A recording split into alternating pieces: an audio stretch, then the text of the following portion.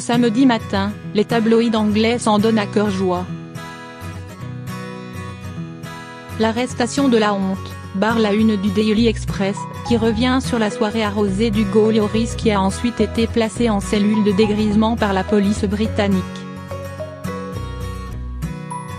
En Angleterre, les médias évoquent l'agacement du club du champion du monde, Tottenham, où le portier pourrait perdre son brassard de capitaine. Mais l'international tricolore est loin d'être le premier sportif épinglé par les autorités à la suite d'une soirée trop arrosée. Alcool, cannabis, cocaïne, Le Point revient sur certains cas qui ont défrayé la chronique. De Best à la Bédosie, ils ont abusé de l'alcool. En Angleterre, les débordements de joueurs liés à l'alcool font partie de l'histoire de la Premier League. Parmi les plus grands consommateurs entre les matchs, il y a George Best. Légende de Manchester United, vainqueur de la Ligue des Champions et du Ballon d'Or, en 1968, le Nord-Irlandais, qui est décédé en 2005, a toujours admis qu'il avait beaucoup dépensé en picole, en gonzesses et en bolide. Un peu plus tard, Jimmy Greaves, attaquant à succès des années 1970, a reconnu tardivement n'avoir rien vu des 70s, j'étais bourré de 1972 à 1977. Tony Adams, star d'Arsenal dans les années 1990, a quant à lui raconté son addiction dans une autobiographie intitulée sobrement Addict d'accro.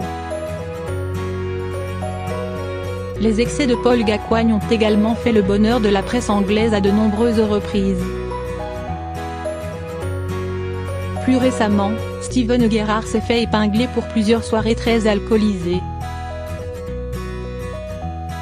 Au PSG, la rumeur des soirées endiablées d'Ezequiel Lavezzi ne s'est jamais tarie, rappelant parfois les folies parisiennes de Ronaldinho.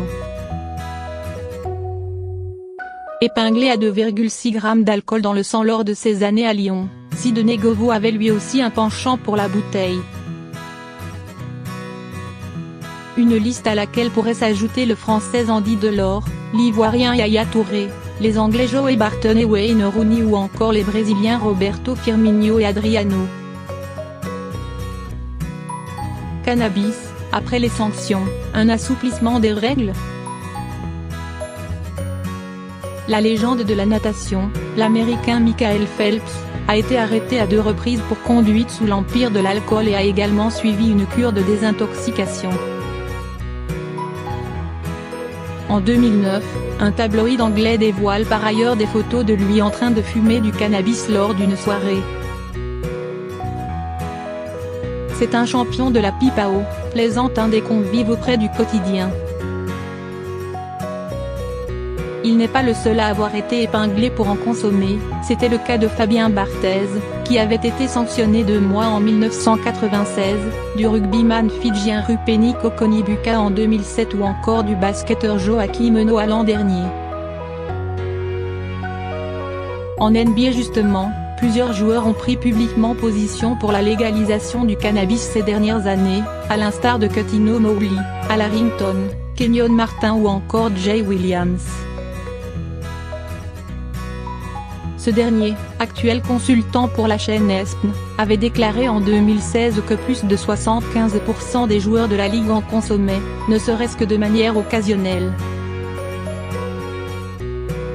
La légalisation du cannabis dans certains États américains a contribué, dans le basket comme dans la société civile, à ouvrir le débat, notamment en matière d'utilisation à des fins thérapeutiques, même chez les sportifs.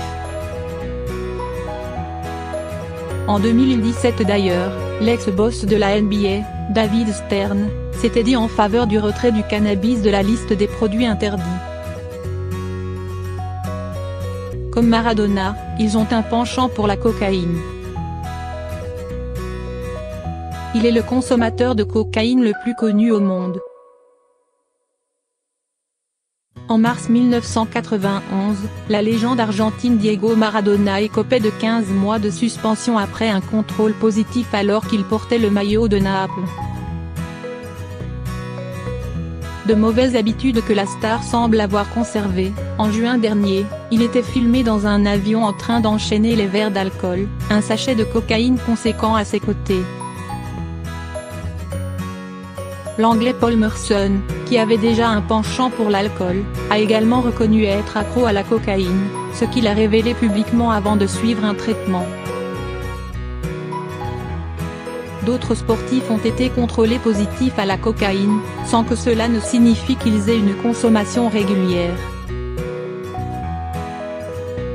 C'est le cas des joueurs de tennis Martina Hingis, en 2013, et Richard Gasquet, en 2009, des footballeurs Adrian Mutu, en 2004, Dani Benitez, 2014, et Dick Livermore, 2014, ou encore des cyclistes Tom Boonen, à 2 reprises, en 2008 et 2009, et Luca Paolini, en 2015. Enfin, de forts soupçons ont plané au-dessus du golfeur américain Dustin Johnson, absent des greens en 2014 pendant 6 mois.